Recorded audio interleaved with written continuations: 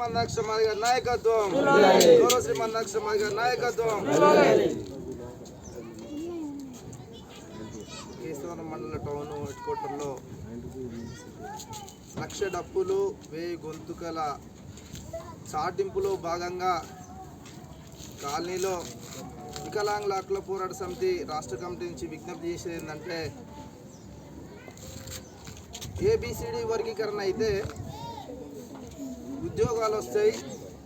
ఉదాహరణ ఏంటంటే, మొన్న నేను ఎస్జిటి రాసిన, నా డిగ్రీ డిఏడు 38 మన సీట్లు ఎస్సీలకు, 38 సీట్లలో బీసీలలో రిజర్వేషన్లు ఉండడం వల్ల వాళ్ళకు స్పష్టంగా బీసీ గౌడ, బీసీ గొల్ల, బీసీ సాకలి, మంగలి ఇంకా వాళ్ళకు డివైడ్ చేసిండ్రు.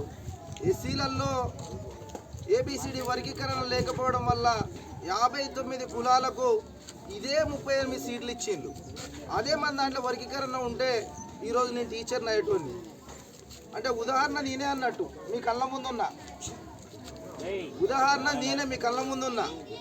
కాబట్టి నా లెక్క ఇంకా మన రవి లాంటి వాళ్ళు, పెండల రవి లాంటి వాళ్ళు, మన పిల్లలందరూ కూడా డిగ్రీలు, పీజీలు, పిహెచ్డీలు చేసి చదువుకొని ఉన్నారు. కాబట్టి మనకు ఇప్పుడు కాకపోయినా ఇక ముందైనా కూడా మనకు రాజకీయం కావచ్చు, ఉద్యోగపరంగా కావచ్చు, ఉపాధి పరంగా కావచ్చు, అన్ని కోణాల్లోని ప్రభుత్వ సంక్షేమ పథకాలు ఎక్కడి నుండి వస్తాయో వాటి అన్నిట్లలో రిజర్వేషన్ భవిష్యత్తులో మరి ప్రైవేటు వర్గీకరణ కూడా అవసరమని గౌరవ శ్రీ మందాక్ష మాది గారు అంటున్నాడు.